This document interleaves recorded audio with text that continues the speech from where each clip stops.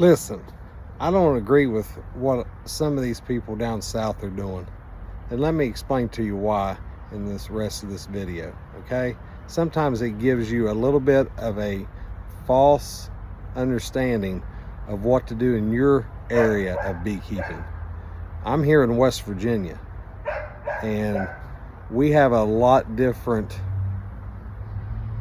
type of weather and environment than down south.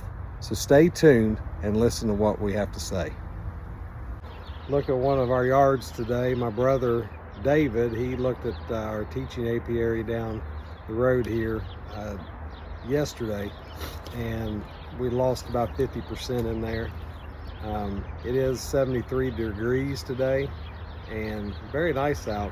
The bees are flying, but some things that I want to talk to you about is you know, we're here in West Virginia, and there's a lot of folks down south that are in the middle of their bees. They're doing all kinds of inspections. They're starting to do things that we're not ready for here. So the one thing I would suggest is if you're going to watch the Bob Bennies and the Mr. Eds and the Dirt Roosters and those folks that are down south, you know, take in mind, if you're in the West Virginia area, you may want to look more towards along the lines of maybe someone like Kamon Reynolds or Greg Burns or some of these folks that are more local to around our area and around our weather climate, because you know, we're not ready to get into these things and start feeding sugar water. We're not ready to start throwing pollen patties on them yet. We still got some cold weather coming. I know the groundhogs are confused on what the weather is going to be, but just by looking in all these beehives that we have right here, I think we've got a little while to go. So, you know, the most that you'll want to do is maybe get some, let me show you, maybe get some fondant like my brother put together yesterday. We did sprinkle just a little bit of pollen dust on it, just to give them a little bit. Maybe do the old camp method, putting the sugar on the newspaper and allowing them to eat down through that. But there's some different things that you can do. But I definitely, in West Virginia, the northern Appalachians and northern, I wouldn't be putting anything else on them.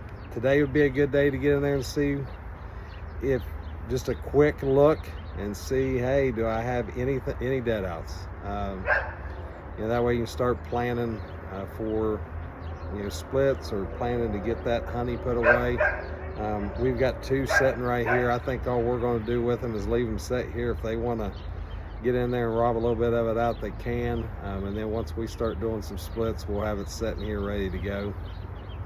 We may take it in a little bit later and put it in the freezer to feed these through the rest of the winter. But yeah, we don't want to start getting into them real heavy and deep like they are down south. Now I know they had some snow going on down there as well, but I think that they're probably warmer than us right now, and will probably stay that way. But again, I don't want to ramble on, and when I say that I don't agree with what they're doing, it's not that I don't agree with it. It's just that we need to be careful watching beekeepers in other regions, other areas, other countries that don't have the same climate we have, that don't have the same temperatures that we have, and they may be further into spring than we are, and we just don't have that here yet. So,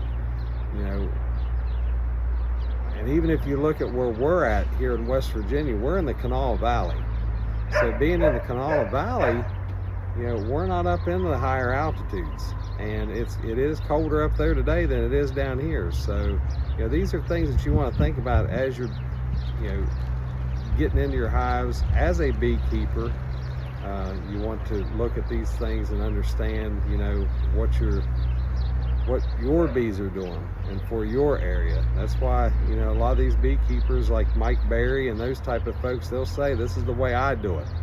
And you know, this is the way that me and my brother and Jason do it. And we, you know, it may be right, it may be wrong, but you know, we're fourth generation in doing it, and we think we got a way of doing it. And I will tell you this, I think both of them will agree with me, is that seems like the more we learn about it, the more we realize we don't know about it. So, you know, keep practicing, keep trying to learn from as many folks as you can. You know, as long as we've been doing it, we try to learn from as many folks as we can, and I think that's the way that we're going to have to do it. So next time we do this, I'll try to get my brother on here. He's out on the road driving truck right now, so try to get him in here to give you a little bit of spiel as well. So, but anyway, I'll throw on the end of this video a little bit of the inspection that we did today. So if you want to see a couple of dead outs, and you want to see some things that I found while I was inspecting through these, stay tuned, stay on there. Would ask you if you would to like us and follow us and share this, and if you got any questions, just ask down below. So thank you for watching. This is Clint Baker from Hillbilly Hippie Honeybees.